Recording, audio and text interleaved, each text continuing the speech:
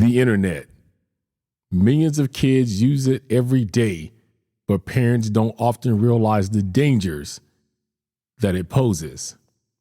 The FBI has said that over 20 minors have died by one of the most evil crimes in the world, yet a lot of parents don't know what it is.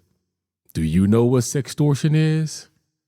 Maybe it's time that you find out before it's too late. Join me as I talk to extraordinary people, Timothy and Tamia Woods, on this episode of True Crime, Authors and Extraordinary People.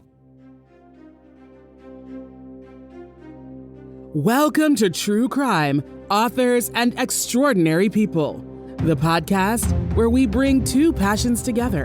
The show that gives new meaning to the old adage, truth is stranger than fiction, and reminding you that there is an extraordinary person in all of us. Here is your host, David McClam. What's going on, everybody, and welcome to another episode of True Crime, Authors and Extraordinary People. Of course, I'm your man, David McClam. Hey, if you guys haven't already, make sure you follow us on all of our social media. One link to a link tree will get you every place you need to go pertaining to the show. All right, well, you know it is time for another extraordinary people. Well, I have two. I have a wife and I have a husband. Before we start, I'm going to tell you guys this. This is dealing with suicide. It will deal with sexual nature. If this is something you're not comfortable with, we ask you to listen with care. If you don't listen to this episode, we understand your mental health is the most important. And if you are someone listening within the sound of my voice that is considering suicide at any point, 988 is the number you need to call or to text. Leave this episode, go get yourself straightened out, and then you're always welcome to come back.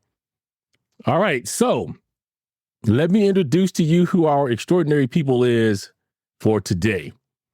On November 19, 2022, Timothy and Tamia Woods lost their only child, James Timothy Woods. He was an innocent 17-year-old high school student that fell victim to a cybercrime and lost his life in the process. In a short period of time since James's passing, Timothy and Tamia Woods started a foundation in his name with the focus of informing and teaching parents and children about this relatively new evil that is attacking our youth today. Year to date, they have already engaged in over 80 activities to help spread awareness on sextortion, including 3 documentaries, 6 podcasts, multiple news interviews, and speaking engagements in different avenues, including schools and other special events.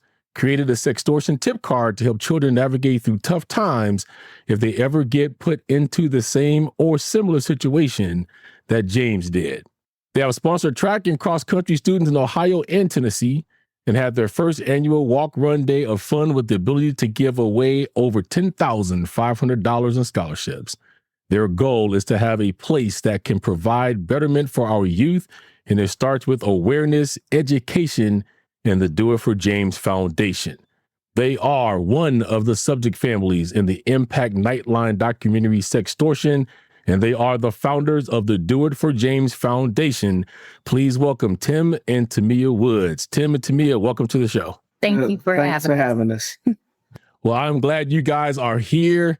The one thing I did forget to say at the top is, parents, if you're listening and you have your kids nearby, you want to bring them in for this episode. This is going to be an education for parents and for children alike. The first question I have for you guys, let's start this off right. Why don't you tell us about young King James? What was he like? Oh, man. Well, first of all, he was awesome. He was a person who was always smiling. He was always upbeat, making jokes. You know, he was a joy to be around, and people liked having him around. On top of his good personality, he was also intelligent. He was always helpful with other people. He was mannerable, respectful. He was an athlete. He was a person who cared about other people. It didn't matter if they were white, black, old, young, if they were normal or had some kind of handicap. He treated everybody the same. You know, he was just a special person. He had a magnetic personality that, you know, pulled everybody in. He was an awesome kid. I can tell you this. I know he was a wonderful athlete, 6'2". He was a hurdler. I'm 6'4.5". They always want to throw us tall people as hurdles, right? So James got me beat. I couldn't do a hurdle to save my soul, man. I'm kicking him over, bringing my knees into him. Watching that documentary, there was a lot of people that did talk about him, and they did say what a great young man that he was. Mom, I know that we have special relationships with our sons. I was a mama's boy. What was your relationship like with James? We had a really close relationship. Like, I don't know that. I mean, I don't know how to explain it. That was just my baby. Like, he will always be in my heart. We laughed together. We shared moments together. He knew I was his biggest fan. Like, no matter what, any video that you saw where he's racing, you also heard me screaming. I just knew whatever he could put his heart to, he could do. We always sat as a family. We sat together and watched movies, but not up-to-date movies, 90s movies. So Friday, Harlem Nights, we had to teach him the good movies. You sound like me. Sometimes I would think of different things or how to like really get him to think outside of the box. And a lot of times he was all for it. And sometimes he was like, okay, Mom, you're over the top. No, stop. But we had a wonderful relationship. Even as a family as a whole, we did a lot of things as a family. Tim and I, we tell people all the time, once a year, we would do a kids trip. So it wasn't a family trip. It was a kids trip. And it was him and his best friends, his cousins. And we just tagged along because we were the adults and had the money. But we would always go to different places and explore different things. He really loved that. And before his friends went back home, the last day that they stayed at our house, we always had a meal. So I taught them how to cook different meals each time that we were here. So we just had a good time. I thank God for every moment I got to experience with James when he was here in the physical, even though it was a short period of time. I cherish a lot of those moments and the things that we were able to do as a family and me be his mother and see all that he became and at 17 and a half years old, and to hear other people and speak about how he were great, was a great friend and inspired him and did different things. I know that we did well as parents. So he brings joy to my heart, even thinking about him. Saying his name, I will always smile. Would you consider James to be a strong kid mentally? I would definitely say, yeah. There's been multiple times, of course, growing up, where he's been bullied before and he's overcame that. I remember one time he was young and we later found out what happened, but he had got jumped by 3 kids. It was like he was kindergarten, first grade. And he went and found each one of those kids and beat them up separately. But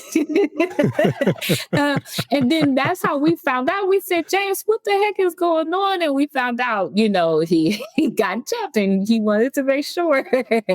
But as far as like being tough, he was really a tough guy. He made sure that he fought. I know we'll get deeper into sextortion, but the average victim of sextortion, from the time they connect with the young man to the time that they take their life, is 6 to 8 hours. James lasted 19 and a half. And it's because he was fighting. It was because he was trying to do research and trying to overcome a situation. And he just, for that point in time, he couldn't find his way out. But everybody has a hard day, a tough day. I think that was just that, but definitely strong. I asked you that question because I wanted the audience to hear that, because we're going to dispel the one myth at the top of this. Doing what I do, always hear, suicide only is in the mind of the weak. And it is not. People can push you beyond your limits to do that, which is what we're going to get into now. I know what it is. I've known what it is before seeing the Dateline, because unfortunately my daughter also fell prey to sextortion. The only difference is she got really scared and was able to tell me in time, and I got her out of that. So can you enlighten the audience on what sextortion is? Well, in James's case, It was pretty much them trying to blackmail him because they got a picture of him and they were threatening to expose it to the world, and they just wanted money in return. So in James's case, it's just people having him in a compromising position and trying to force him to pay money to get out of it. And they'll do and say whatever they can to exploit you, to either, in James' case, they either wanted him to take his own life or to send money. They got both. I'm pretty sure they wanted the money, though. More money. If he was still alive, they'd be fine with that as long as he kept paying them. Mm-hmm. Main goal is money. And I think it's important to like walk through this part that basically somebody appeared to James, offered to show themselves naked. We got a 17-year-old boy on the other end of the phone. I don't know, a lot of 17-year-old boys are going to be like, oh, girl wants to show themselves naked? No, right. Pass.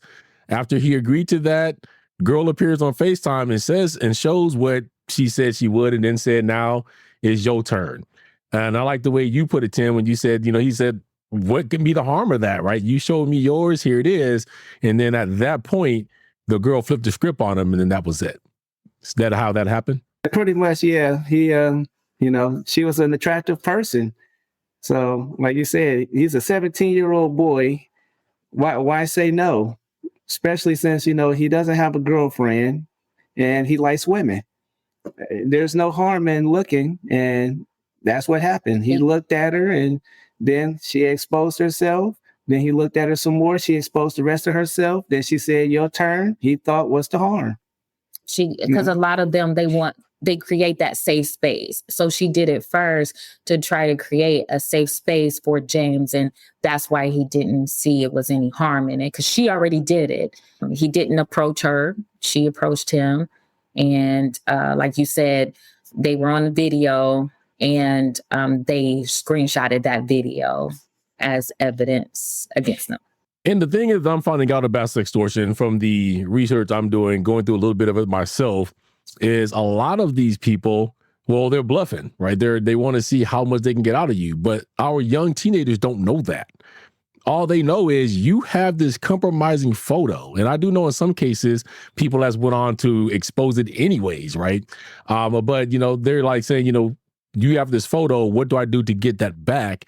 What do you think, knowing your son the way you do, that he was going through just in that first couple of hours after this took place? Well, he was definitely trying to figure out everything, but they don't, in James' situation, they did not bluff. Okay. So. Yeah, they actually did send his picture out to multiple people. Even after he paid? Uh-huh. Yes, because he didn't pay him enough. Mm-hmm. With blackmail, they always say, all right, I got some money, but where there's money, there's always more. So they wanted more money, and he didn't have it to give to them. Because I believe I'm right, they asked him for $6,000 to make it go away, right? Initially. Well, yeah, they started off with $6,000, and I'm pretty sure they know he couldn't pay that. And I think that's part of their tactics, to start off with a number that's unattainable. And it'll stay in your mind. And then they say, well, here, we'll make a deal with you. We'll make it this price. And the person is more likely to say, okay, I can pay that. Because if they would have started with $300 first, it might have been the same thing where he says, I don't have that kind of money. And then they would have lowered it to something else. And then they wouldn't have got as much as they could have got. Right. And you have to, and the other thing too, is that these people, a lot in the financial portion of sextortion. So you have financial sextortion and classical or traditional sextortion is what NCMEC calls it. Traditional sextortion is usually against a female, which may have happened that you are familiar with. And they sort of use the same kind of tactics. They butter the female up. It takes a little bit longer to get them to be a little bit more secure in showing themselves. And once they do that, they capture the pictures, and it's for usually pedophiles, and they do it for like the dark internet. It's for them either their own satisfaction, self-gratification, or they sell it to other pedophiles. With the financial sextortion, which you're seeing an uphill climb in, is geared to go after young teenage boys, usually between the ages of 14 and 17 years old. And majority of those people, I call them murderers, but a majority of those murderers are located in Africa, Asia, Europe, those areas. You will find some that are nationally located, but majority of them are internationally located. They also have somebody located in the States to wash their the money and send it over. So it's an organized crime. And now, just so that we can clear this part up, because in a lot of cases that I've done when it talks about extorting, it's always about a female. This is directly targeted towards young men, correct? Yes. Yes. Yes. Them targeting men is more common nowadays because it's easier to get what they want and it is faster. You know, with guys, we just get into a situation and we want to get out of it as quick as possible. So we do all these extra things to make it go away. With women, it takes a period of time just to get going to get what you want from them. So they're losing money actually when they go after women. Yeah. So it's a fast tactic. Yeah, because definitely women is more skeptical than we are, Yeah. for sure. Oh, go ahead. Sorry. Yeah. You know, I hate to say it, but you know, guys, we're stupid. You know, we see a hot chick and we lose all our senses. And We can be simple sometimes. That's true. we're easy. and you know what? That's another reason why we speak out. That's another reason why you will see Tim in all of the speaking engagements and different things like that, because I do feel like sometimes men are silenced in your nature. And it's okay to still be who you are. We're here to teach you how to act appropriately in between that. And if you do end up making a mistake, it's okay. Like, we need you here so we can guide you to get through it and so that you learn, you know, from it the next time. So we have to understand that men will be men. It's not an excuse of a certain behavior, but we have to still be parents. We still have to be trustworthy adults. We still have to be adults in guiding our children, our young men, to act more appropriately online. One thing I did want to say is, I was glad, you know, when I watched the documentary, I saw Tim there. I think when you and I talked, when I called you, I said, we don't see a lot of men. And I'm like you, Tim, I'm on the front line for my kids everywhere. The school don't like me. You know, they want to deal with my wife because they know when I come in, I'm going to come in kicking the door in if you messing with my kid.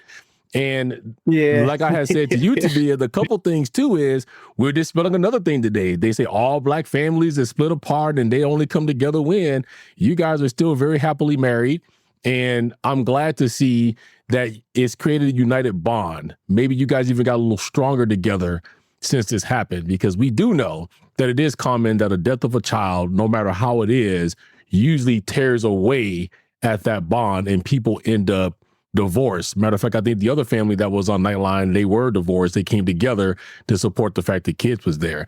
So I do appreciate the fact that we do have a brother on here, you know, speaking his truth about his son too as well. That's very important. Yeah, there's a lot of misconception built in that.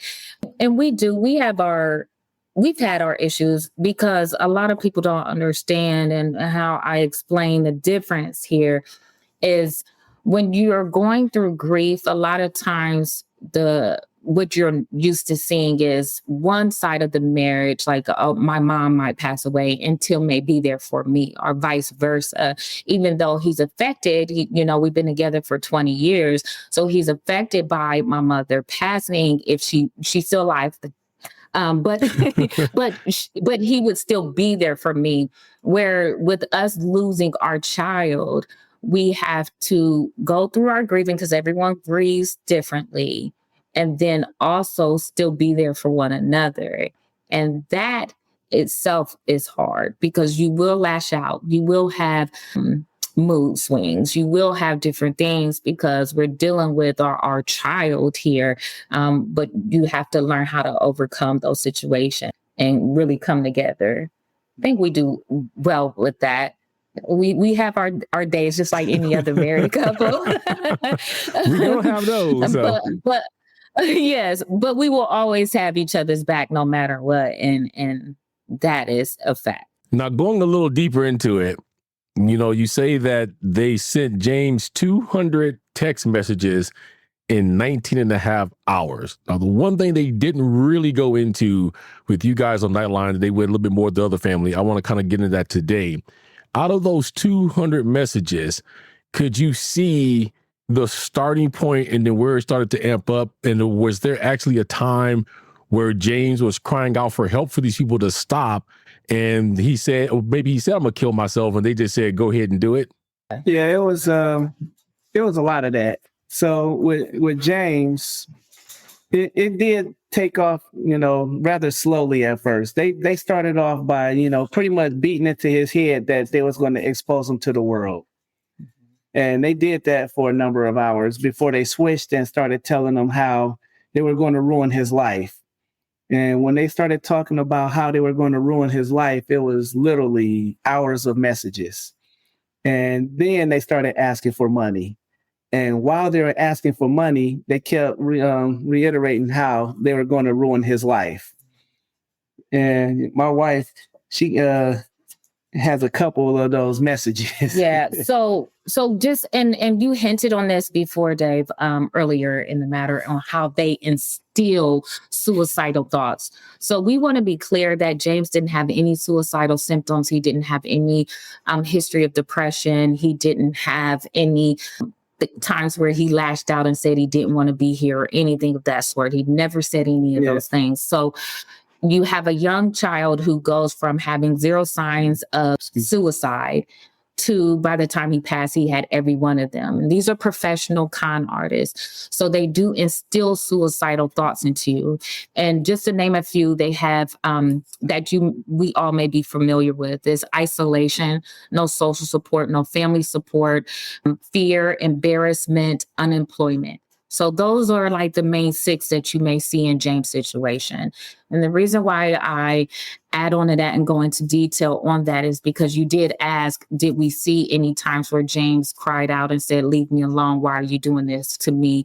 And he did say that in a number of different ways. One was when they asked for money, he said, why are you doing this? I told you I was an unemployed student. I told you I didn't have a job.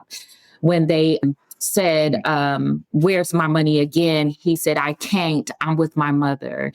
And they said, well, get away from her now and give us our money. So they created isolation from us and separated the family from us. They had instilled that unemployment factor because he didn't have a job. He didn't need a job. We took care of everything for him. James did what he was supposed to do as a child. We did not require for him to have a job.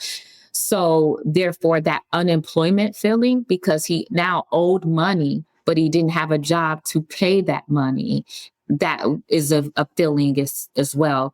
They created isolation against the police, where a lot of people say, well, why didn't he go to the police? Well, one of the threats were, you will be labeled a pedophile, you're going to jail. And we all know a lot of police officers have been saying that to our children. If you expose yourself, it is considered child pornography. You can get in trouble. Mm-hmm. So we're working with the law enforcement officers to be able to stop saying that, because now they're using that against us. And that is one of the reasons why James never went to the police as well. He felt like he was going to be arrested and his life was over. So just to give you an example of one of the text messages that was sent to James, and this is one message out of 200. It says, I am more determined to rot your life than to make it a waste, a trash can, a shame, a dishonor, a hell, a real disaster, a hell on earth. And also I remind you that I am heartless. I have no pity to rot a life as well as yours. Wow. That was one text message. So imagine a 17-and-a-half-year-old boy who's doesn't know what did he do, what he got himself involved in, along with all the threats and everything of that sort. You had 200 of those type of messages. Not hi, that's not considered one text message. That, what I just read, is one text message out of 200. That's enough to drive anybody insane. And when I wrote my notes, I put down that they were torturing him. And that's exactly what that is. It's almost like if I set you in a room and I put a tape recorder in there and for 20 hours, I play You Are the Most Ugliest Person in the World, eventually your mind's going to click and you're going to start believing that's exactly what I am. because I'm training you, no matter how I'm doing it, to believe that all of this is going to happen to you at this one point. The one touching thing that I did hear you say was you said that you told James his whole life that you loved him, and it took them 19 and a half hours to convince him otherwise. Do you feel that they convinced him that you wouldn't love him anymore if you knew? No. So what I do believe, which I don't think they had showed that, but Tim has said that he made mention, of James was up for 40 hours, we believe, Tim and I. There's no fact behind it. However, we know that he woke up for school Friday morning. He never went to sleep after that, ever again. So it was around 40 hours. So a lot of things were going through his head. I know that he knew that we love him. I know that he knew that we would have his back, but there's so many other things behind what they actually was saying and doing to him that just he wasn't thinking clearly. And that is their tactic. As soon as that person makes a mistake, they want to bombard them with a whole bunch of negativity and how they're wrong and what they're doing wrong and who's not going to love them, to make them not have a moment of clarity at all. And that's what they did with James. So they kept him up for a long, extensive period of time. They tortured him mentally, and they told him all these things. Now, what we like to use as an example to break it down in layman's terms for parents, because a lot of parents think, well, why did he believe him, or this or that? And how I relate to parents in this is you're married, right? So what if you get a text message from a man and he has a picture of your wife unclothed, and then he goes on to tell you for 200 messages in 19 and a half hours that you're horrible, you're worthless, you're ugly, she loves you more than me, I've been cheating with her for this amount of time, all the things you can think of. At the end of that 19 and a half hours, will you still be married? Will you still have trust in your wife?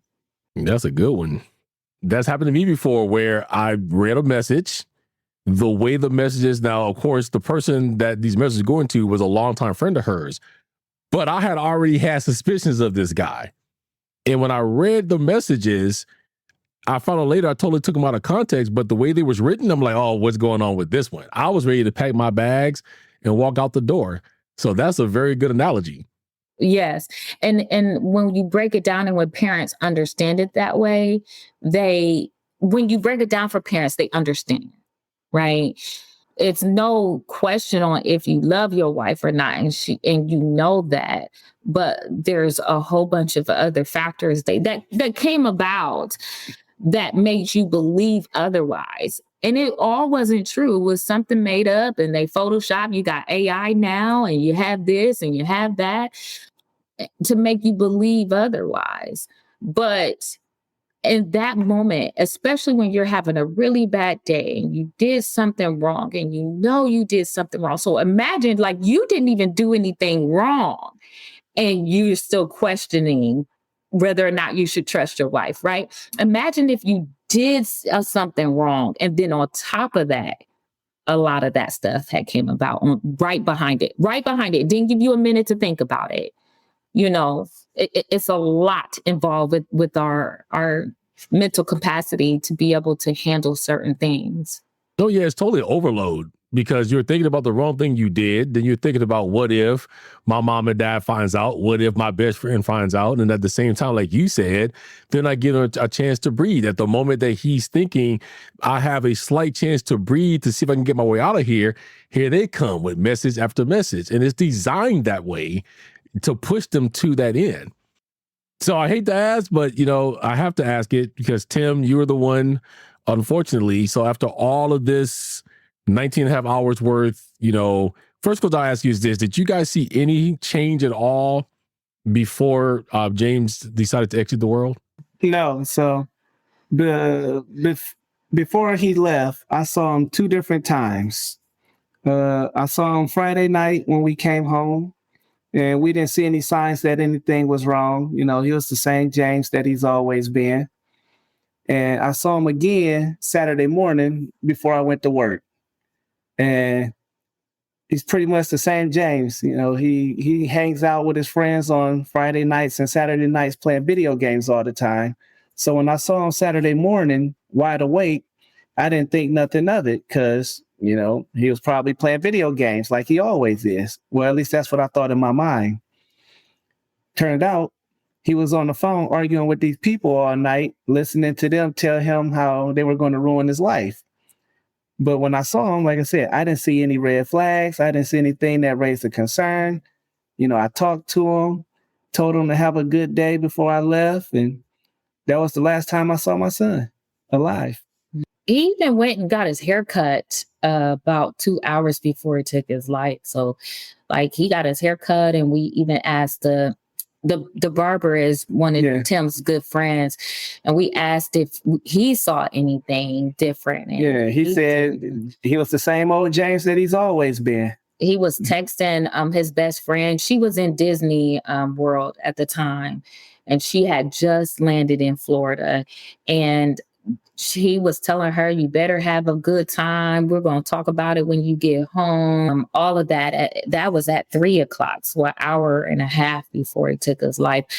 I really, truly don't feel like he was planning on doing that, David. I think that, one, of course, they instilled it. So let's be clear. They did tell him he should end his life, take his own life. And they said it on a matter of more than one time. And he did say that he was going to afterwards, but I do think that he thought he could get his way, manage a way out of it and find a resolution. So I don't think that was his intentions at all. Again, I asked that question for a teachable moment because I've heard a lot of parents and people say, well, my kid didn't look depressed and didn't sound depressed. Depression now is like a drug. If you get a drug addict that's been on drugs for 20 years, they can be high as a kite and look normal. And so I use that to say to parents that's listening, if you even suspect anything, sit your kid down and have a conversation. Even if you're wrong, it's better to be wrong than to find your child dead the next day. And maybe even if they're considering that and you say, hey, let's talk about this, 988, you can't talk to me. Maybe they were considering it, but because now they know that you're on to them and that you care, it could be that stops them from doing what they set out to do. We'll do you one better. We tell people all the time, we never knew about sextortion and we had to find out the hard way.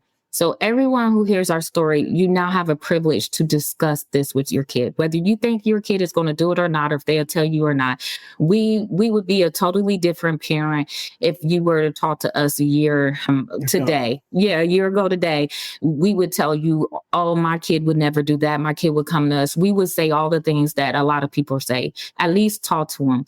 But some of the kids that we have actively helped out of being a victim of sextortion, they have told their parents the only reason why they went and told their parents what they were going through is because of James' story, period. So that's why we are vulnerable. That's why we put our son on every brochure. You will see our son. That's why we will speak out loud and we will continue to speak out loud. And it's so that you can use us as an example. And although we didn't know what it was, everyone has the privilege now to know what it is and to talk to their child about it. And that's all we ask you to do. So unfortunately, after they did this to James for 19 and a half hours, he decided he had enough. Tim, you're the one that actually walked in and found him. You thought that he was asleep. What's the first thought that went through your mind when you realized that your son was gone? Yeah, I did think he was asleep at first, but like I said, after I stepped completely into the room and saw that he wasn't there, the first thing that went through my head was why? I just had so many questions. Why is my son not alive anymore? What happened to make this happen? Who had a hand in this? Because I never thought for a minute that he just woke up one day and said he didn't want to be here anymore. So I just had all these different questions running through my mind. It was no answers given to me at all. Mom, what did you feel? I couldn't understand it. I still don't understand it to this day. It was literally just dancing with him 3 hours ago. I literally heard a smile in his voice at 1:28 p.m. The day that he passed. And I'll never forget that smile. So like, it's just something I really just didn't know. Where the heck did we go wrong? That was my first thought. Like it was immediately self-blame. I literally begged the police officer to tell me what did we do? Because you say 2-parent household, we did that. You say tell your child you love them every day, we did that. You say be there for him, be supportive, we did that. You say clothe him, make sure he eats well, give him a nice place to stay, make sure he has an educated household. You know, whatever anybody has told a parent to do, any advice that you have given, we did exactly that. So where did we go wrong to where I don't have my son here and I couldn't celebrate his graduation with him? Tell me what happened. And that is what my thought process was. I didn't want to hear anything about, well, sometimes it just happened. No, we needed to figure out what happened here and where did we go wrong. So I could know, I guess, as a sense of security. And we found out 12 hours later. But I just was clueless. My heart was broken. My heart still is broken.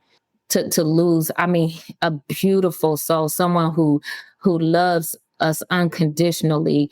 When we having a bad day, he literally would ask us how we feel today. Like, our son was beautiful in every way, and I don't get to experience him anymore. It's not fair. And that's how that was my thought process. Well, let me tell you this. You guys are incredibly extraordinary. I said it because of this. So James hasn't been gone a year yet. When this airs, it'll be 4 days after his death date, which is the November 19th. This should come out around the 23rd. Most parents in your spot, this includes myself, I'm not sure I could pick myself up.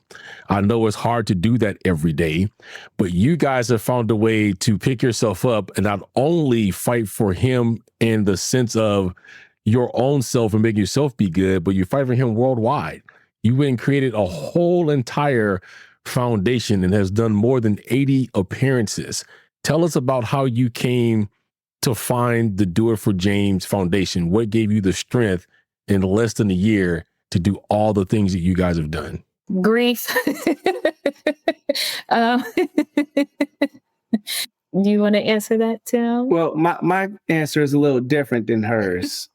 You know, when James left, I was pretty much ready to just sit in the house and, you know, close the door to the world. But my wife, on the other hand, she's completely the opposite of me. We were in the middle of an interview and the woman had asked us, she was like, "Oh my gosh, so are you guys going to start a foundation in his honor?" And, you know, I just put my head down, but she immediately, she was like, "Yes, yes, we are." Yes, we are. So I'm sitting there like, well, I guess, you know, I can't just hide in the house anymore. We did not know this would take off as much as it is. And I really truly think it's like we have a shirt that says, "Keep going, I got your back." And on the back of it, it's literally James' handprints. It's James' actual handprints on the back of our shirts. And I literally think that it's James having our back to expose us to so many different people. Even you, David, like we didn't know you from Adam, and you called us. You said, "Let's take a chance." And you called, and now we're here and we're spreading awareness, and we're all like working to help save our kids' lives. So we did what we had to do in order to save our kids' lives, period.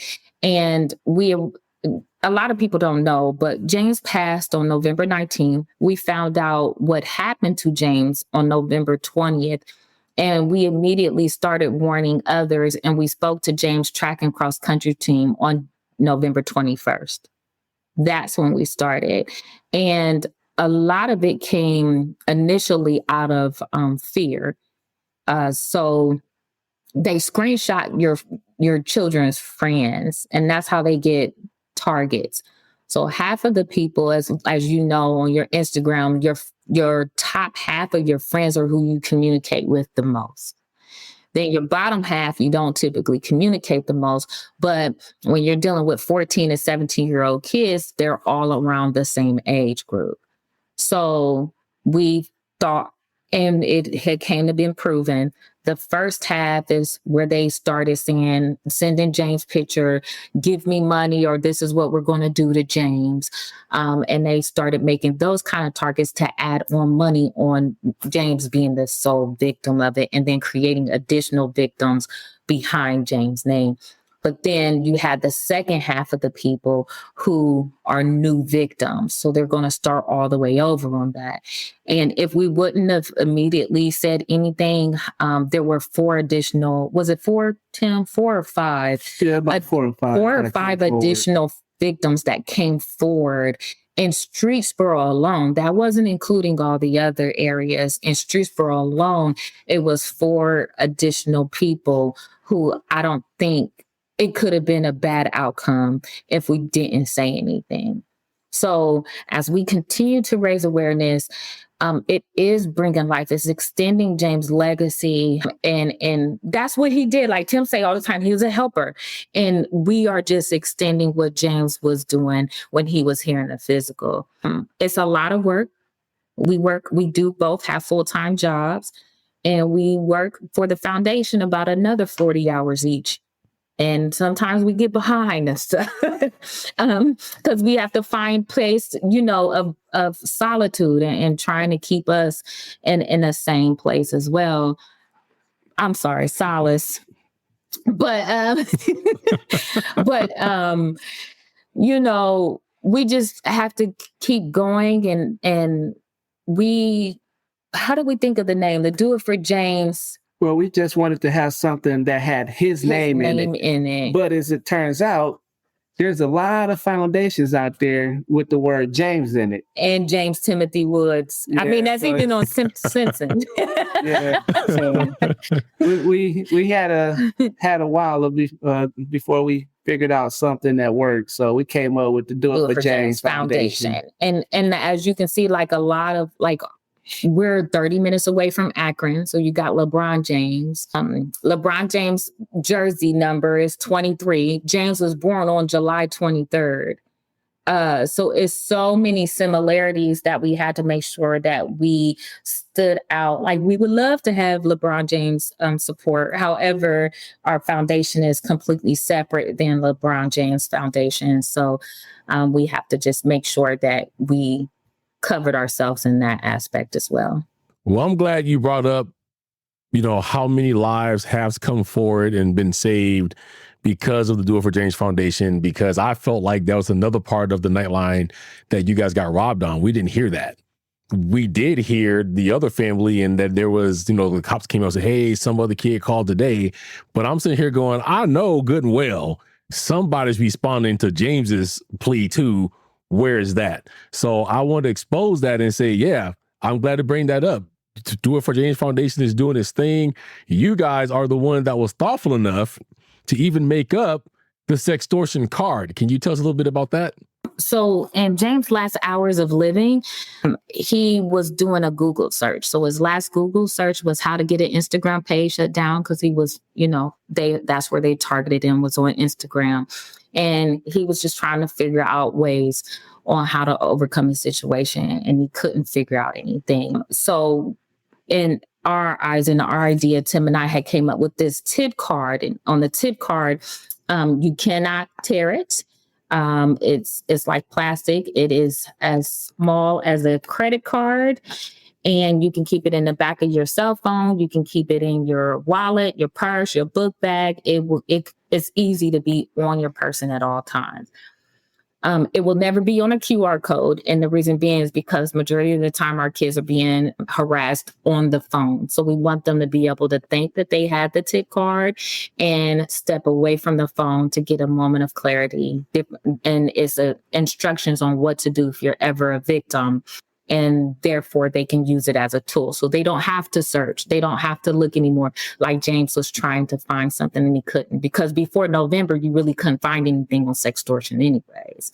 Mm-hmm. But now we have it. We have the tools that they need in order to be able to overcome certain situations, or I should say, get on that road to recovery. Because even after being a victim, you still may need some help, mental therapy. You still may need some reassurance behind everything that you're doing. In the tip card, it tells you exactly what to do, and it tells you where to make your report. And it also reminds the victim that they are the victim. A lot of our predators, they take one of their tactics is that they make them feel like they are the ones who did something wrong. And our victims don't really realize that they, although they may have done something wrong, they were coerced into doing that mistake. And even if they did do it willingly, how someone else manipulates you and terrorizes you, you're still a victim. So we teach all of our kids that, and we have given away over 15,000 of these tip cards and counting. I think this month alone, we'll be giving away, I think it's over 2,500 more. So, and it has 988 on it because we don't ever want our kids to take their lives, even if they don't feel comfortable going to a trustworthy adult at the time. We want them to have an immediate resolution, and then we can bring in the adult on the back end. I wish that my son had something like this, even if he didn't feel comfortable with telling us, which we would have loved for him to tell us. He didn't. And we would have loved to have him for him to have a resource to go to, and he would still be here today. Well, I'm glad you guys are doing that, because those cards alone, if you haven't got it already, believe they've already saved somebody's life, or somebody's passed our card on to somebody they knew was in trouble. You may not ever, I told my kids one day, they said, Dad, you do all these things and nobody ever says anything to you. It says, I may not ever see it, but I know what I do has saved somebody's life. And as long as you know that every day you get up and you put that 40 hours in each to the, Do It for James Foundation, that you are saving lives with that. And with your speeches that you give too as well. I saw one speech, I'm like, man, you got some sense. I should put some of these on a t-shirt. You was giving the speech to some parents, and you said, it's normal to look at boobs. We all did not get here by meditation. I'm like, I need to put that on a shirt. Yeah, we didn't get here through meditation. Stop acting like, stop treating these kids like what they're feeling is wrong. It's all about correction and saying, hey, what you're feeling is wrong, but how you handle it, you got to teach them to handle it the right way. And the thing is, well, when it comes to sex and sex education, I think we're all around kind of that same age. We didn't have this exposure in school. When my middle son was in 6th grade, he's coming home with condoms in his hand because the school's saying, if you're going to do this, do that. I'm like, man, you in 6th grade. Now we have more technology, which is where this sextortion comes from. Technology has added that realm to that. There's a bunch of safeguards that we as parents tried to put in place. But like I've told my wife, we put all those in place at home, but we can't be with them every place that they are. All we can do is instill in them what we know as good parents to instill and trust they do the right thing. Pornography, rampant. And the thing is all of this stuff now is being targeted more and more towards our young men and young women, mainly young men. Like me and Tim said earlier, women know that we can be simp sometimes. It's easy to get us to do things that we can't easily get a female to do. So I'm glad you guys came on here today to talk about these kind of things. Tell us a bit more about the foundation. Where can people find it? What kind of things are you guys doing in the foundation right now? So we like to, we're more than just a story. So you can go to www.letsdifj.org. So that is www.letsdifj.org. And on there, you will find educational material. You will find ways to help support your child. You'll have, you'll see different activities that we've done. But we also are in middle and high schools everywhere. I will say nationally now, doing speeches. We talk to the student and we educate the parent. We find that extremely important because a lot of times as parents, we try to hold on to a lot of our educational material, thinking that our kid will come to us if they ever need us. And we didn't know how detrimental that was until James never came to us. So now we treat other people's kids how our life experience. So we do that. When we do go into talk to the middle school and high schools, we work with the local behavioral health organization. So majority of the time, the kids come to us and they have been victimized in different ways because we touch more on just sextortion. We go over rape, molestation, cyberbullying, harassment, and suicide. So when the kids come to us and say, this is what I'm experiencing, we work with the local organizations to help give them help, the help that they need. Our foundation does scholarships. We especially cross country and track, as you know, or maybe many people don't know, but cross country and track athletes get less than 1% scholarships. And that is what our son stood for. He ran all year round, 365 days a year. Literally. So we just like to keep James' spirit alive, and that is our way of doing so. Now I'm going to ask you a question that you've been asked before, but I'm going to put a twist on it because I believe you was asked this on Nightline, which is, do you believe James's death was a murder? And do you think that they should be held to first-degree murder laws? Absolutely. Yes. Even though James was the one who did what it took to, make it to where he's not here, those people pushed him to do it. And, it's just like, old crime bosses and whatnot. The guy at the top who called the shots and made the call, even though the henchman went out, the cops still arrested the henchman, but they still went to the top and got that guy too. He did all the jail time because he was the mastermind. And the way that we look at James's death, the people behind all this stuff, because we don't know exactly how many people were involved, but we know they're the ones who pushed him to do what he did. They are the cause of our son not being here. They deserve, everything that they should have coming. And let's not forget, like on top of murder, they have committed sexual assault, harassment, extortion, probably some kind of wire fraud and right. All kinds of child pornography, money laundering.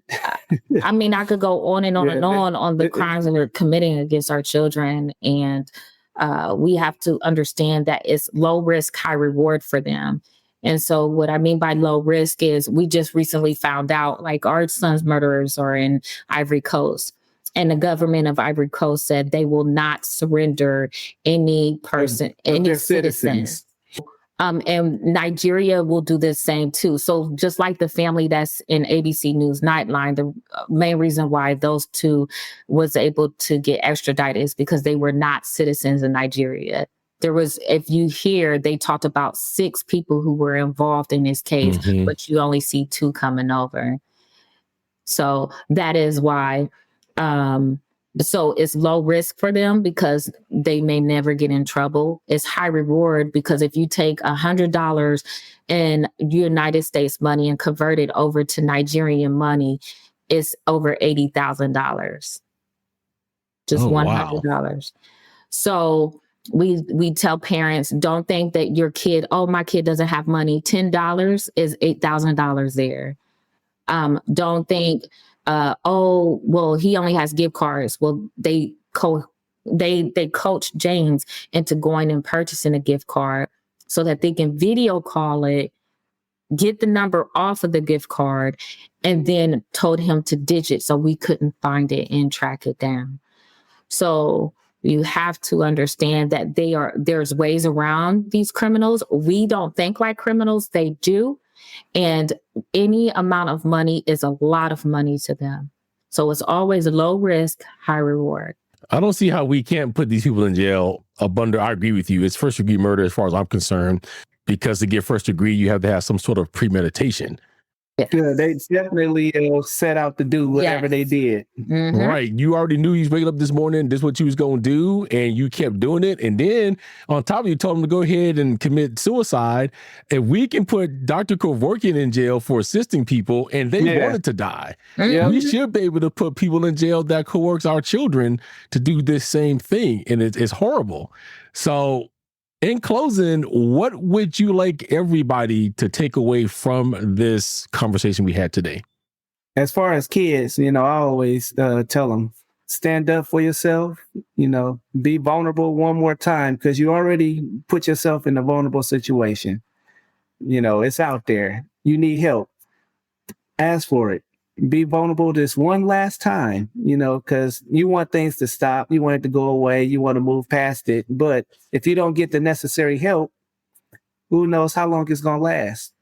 And even still, after you get whatever to stop, you're still going to need some kind of mental help also. So seek a therapist, talk to them, open up. Sometimes, it might be a parent that you talk to for help. It might be a track coach or your football coach, a teacher, might be your next door neighbor. Just make sure you ask. What I would like to say is the Do It for James Foundation has not even been in existence for a whole year yet. It won't be a year until January 13th. However, we have saved well over 20 lives, and we have had influence in helping capture 2 pedophiles.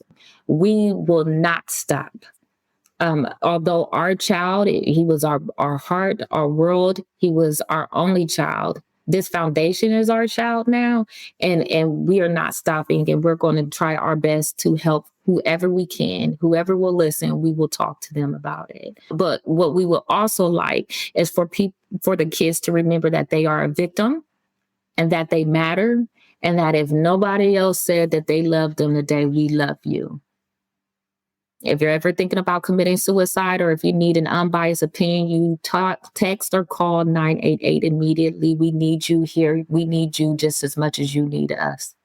Well, thank you guys for coming on. What I want to say to both of you is, I know it's heartbreaking. I'm not one of those people that's going to tell you I know how it feels, because I don't.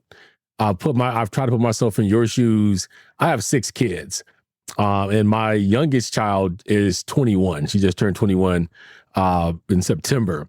And I have my 13-year-old still here. And he goes through a lot of this stuff now because he's into technology and he's into that stage of, Dad, you're just overprotective. I don't know how you feel, but I'm grateful to have met you. And I hope that you understand that as parents, you guys did everything that you could do. I put myself in James's shoes as being an only child. I was only raised by my mom. And if this would have happened to me, I may have done the same thing with not telling my mom, because I want to protect her, first of all. 2, I held my mom in very high esteem.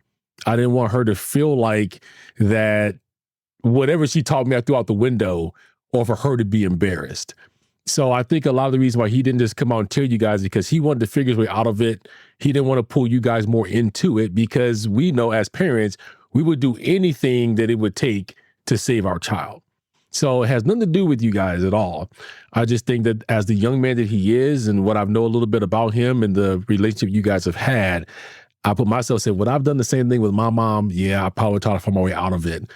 I think it was, like you said, it was a last minute decision to do it. Whatever it was in that last moment is what convinced him to go ahead and do that.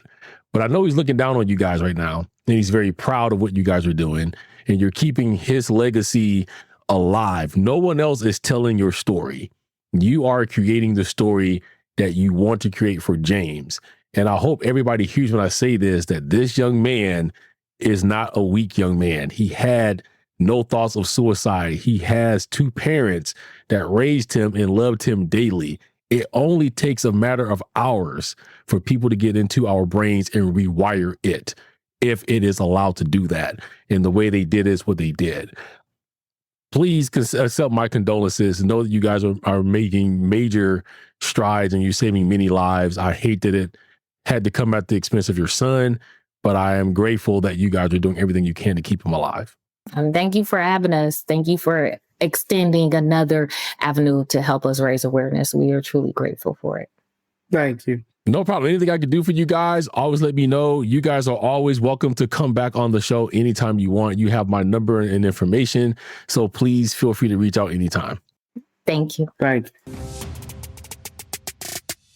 All right, guys, you heard it from the incredible Tim and Tamia Woods. They are the founders of the Do It for James Foundation. We will leave all of that information as long as the link to get a hold of that foundation. They are doing God's work out here in the midst of having a child that hasn't been gone 1 year.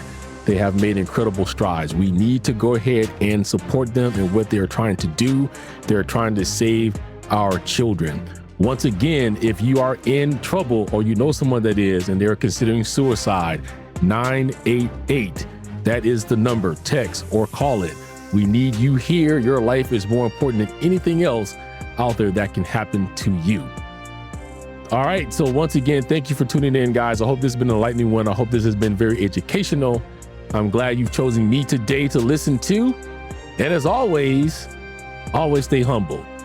An act of kindness can make someone's day. A little love and compassion can go a long way. And remember that there is an extraordinary person in all of us. I'll catch you guys next week. Don't forget to rate, comment, and subscribe. Join us on social media. One link to the link tree has it all. Feel free to drop us a line at truecrimeandauthors@gmail.com. Cover art and logo designed by Arslan. Sound mixing and editing by David McClam. Intro script by Sophie Wild and David McClam. Theme music, Legendary by New Alchemist. Introduction and ending credits by Jackie Voice. See you next time on True Crime, Authors, and Extraordinary People.